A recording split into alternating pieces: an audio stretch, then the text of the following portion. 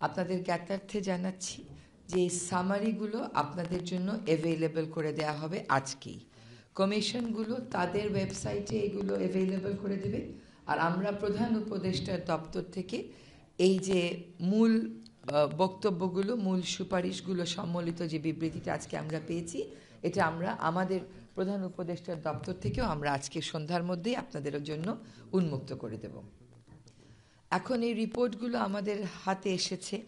এই রিপোর্টগুলো নিয়ে কমিশন প্রধানেরা, ওনারা স্বাধীন কমিশন হিসেবে কাজ করেছেন, এখন কমিশন প্রধানেরা এবং কমিশনগুলো বসে এইখান থেকে পরবর্তী পদক্ষেপ কি হতে পারে, তাদের জায়গাগুলো কোথায় কোথায় তারা মনে করছেন যে প্রাধান্য দেয়া উচিত, সে জায়গাগুলো তারা ঠিক করবেন। এই জন্য আগামীকালই একটা প্রজ্ঞাপনের মাধ্যমে 6টি কমিশনের যে কাজের সময়টা, সেটা আমরা আরও একটা মাস বাড়িয়ে দেব। সংস্কারের যে প্রক্রিয়াটা শুরু হয়েছে, এইটার কনটেক্সটটা যেন আমরা ভুলে না যাই। কনটেক্সটটা হচ্ছে একটা গণ অভ্যুত্থান।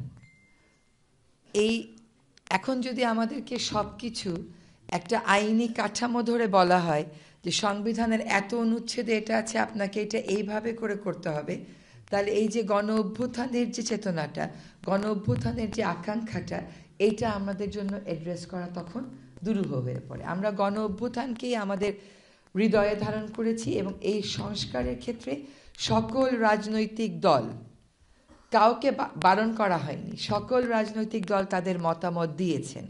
আজকে যে কমিশনগুলো রিপোর্ট দিয়েছে, সেই রিপোর্টগুলো সকল রাজনৈতিক দলের লিখিত বক্তব্য প্রতিফলন করেছে। যতটুকুন কমিশনরা মনে করেছেন যে নেবেন ততটুকু নিয়েছেন। এইটাই কিন্তু এটা শেষ না, এটা নিয়ে আলোচনার প্রক্রিয়া। আসিফ ভাই 1, 2, 3, 4 ফেজের কথা বলেছে, প্রয়োজন হলে ফেজ বাড়বে, কিন্তু রাজনৈতিক মতানৈক্যের ভিত্তিতেই হবে। এবং প্রধান উপদেষ্টা মহোদয় এটা ক্লিয়ার করেছেন যে আমরা এর পরের কমিশনটা হবে পলিটিক্যাল কনসেনসাসের কমিশন, যেটাতে উনি নিজেই থাকবেন হচ্ছে নেতৃত্বে।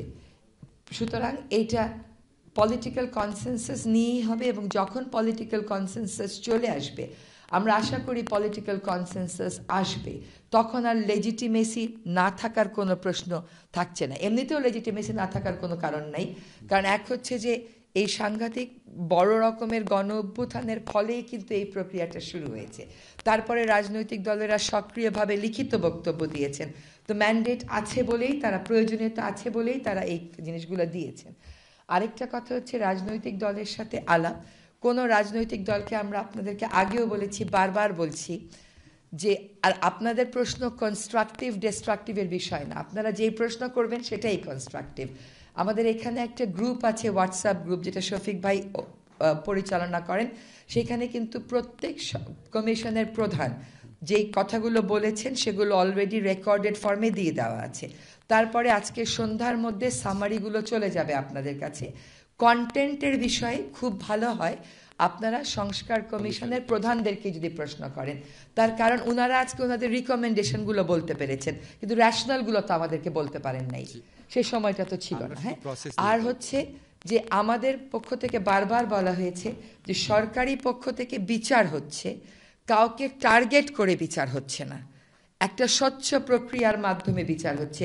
আপনারা ভিডিও দিচ্ছেন, আমরা ভিডিও জোগাড় করছি, দেখা যাচ্ছে এমন বিষয় ধরে বিচার হচ্ছে।